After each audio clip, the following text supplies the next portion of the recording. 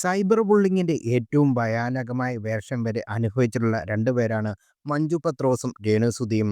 തുടക്കത്തിൽ ബോഡി ഷേമിങ്ങും അധിക്ഷേപങ്ങളും അശ്ലീല കമന്റുകളും തളർത്തിയെങ്കിലും ഇരുവരും ശക്തമായി ഉയർത്തെണീറ്റു. ഇപ്പോഴിതാ ഇരുവരുടെയും ഇതുവരെയുള്ള ജീവിതത്തെക്കുറിച്ച് പറയുകയാണ് നമ്മൾ. എല്ലാ വാക്കുകളും അളന്നു മുറിച്ച് പറയാൻ നമുക്ക് കഴിയില്ല. പക്ഷെ ആരെയും അപമാനിക്കാതെയും അപകീർത്തിപ്പെടുത്താതെയും സംസാരിക്കാൻ നമുക്ക് കഴിയും. ആനന്ദപൂർവ്വമായും ആർദ്രതയോടെ നമുക്ക് സംസാരിക്കാൻ സാധിക്കും. വീണ്ടും വിചാരമില്ലാതെ എടുത്തെറിയുന്ന വാക്കുകളുടെ മൂർച്ച കൂടിയാൽ അത് കേൾക്കാനോ പൊറുക്കാനോ കഴിയാൻ മറക്കാൻ പറ്റില്ല.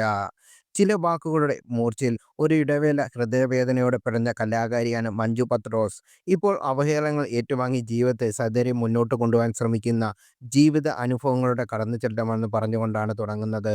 വെറുതെയല്ല ഭാര്യ എന്ന റിയാലിറ്റി ഷോയോടെ കടന്നുവന്ന് സീരിയലിലും സിനിമകളിലും മറ്റും തൻ്റെതായ കഴിവ് തെളിയിച്ച ജീവിതം വിജയം നേടിയ കലാകാരിയാണ് മഞ്ജു പത്രോസ്. ബിഗ് ബോസ് പങ്കിടത്തിന് ശേഷം അവിടുത്തെ പ്രകടനത്തിന്റെ പേരിൽ അവർക്ക് അല്പം ഡാമേജുകൾ സംഭവിച്ചുവെങ്കിലും പിന്നീട് അതെല്ലാം അവർ മാറ്റിയെടുക്കുകയാണ് ചെയ്തത്. സാമ്പത്തിക ഭദ്രത ഉറപ്പുവരുത്താൻ അത് വഴിയൊരുക്കുകയും ചെയ്തു. എന്നിരുന്നാലും അവർ പിറകെ നടന്ന് വേട്ടയാടുന്ന ഒരു വിവാഹം ഇപ്പോഴും നാട്ടിലുണ്ട്.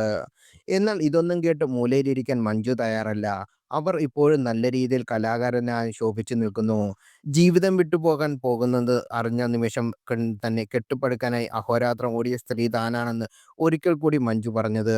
അവരുടെ ഈ വാക്കുകൾ ജീവിതത്തിന്റെ രണ്ടറ്റവും കൂട്ടിമുട്ടിക്കാൻ നെട്ടോടമിടുന്ന നിസ്സഹായരായ നിരാലംബരായ ഒരു സ്ത്രീയുടെ വേദനയും കണ്ണുനീരും ഒളിച്ചിരിപ്പുണ്ട്. അത് നമ്മൾ കാണാതെ പോകരുത്. പണമില്ലാത്ത ഗത്യന്തരമില്ലാത്ത വന്നപ്പോൾ കിഡ്നി വിൽക്കാൻ പോലും തീരുമാനിച്ച സ്ത്രീയാണ്. തന്റെ മകനെയും മാതാപിതാക്കളെയും ഓർത്താണ് മഞ്ജു അതിൽ നിന്ന് പിന്മാറിയത്. മഞ്ജു പത്രോസ് എതിരെയുള്ള അധിക്ഷേപങ്ങൾക്ക് ഇടവേള വന്നപ്പോൾ അടുത്തിടെയായി രേണുസുധിയായി മാറി.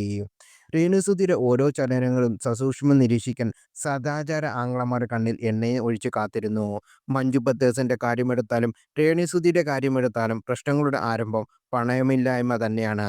ഇവർ കോടീശ്വരരായിരുന്നെങ്കിൽ ഇവരെക്കുറിച്ച് ഇത്തരം അനാവശ്യ വിവാദങ്ങളും ആക്ഷേപങ്ങളും ഉന്നയിക്കാൻ ആരും മുതിരില്ലായിരുന്നു.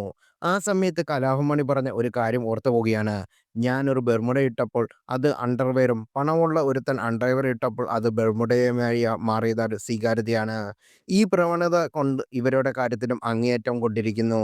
ഇതിൽ നിന്ന് നാം മനസ്സിലാക്കേണ്ടത് എല്ലാത്തിൻ്റെയും അടിസ്ഥാന പ്രശ്നം പണം തന്നെയാണ്. പണ്ടാരാണ്ട് പറഞ്ഞതുപോലെ പണമില്ലാത്തവൻ പിണം തന്നെയാണ്.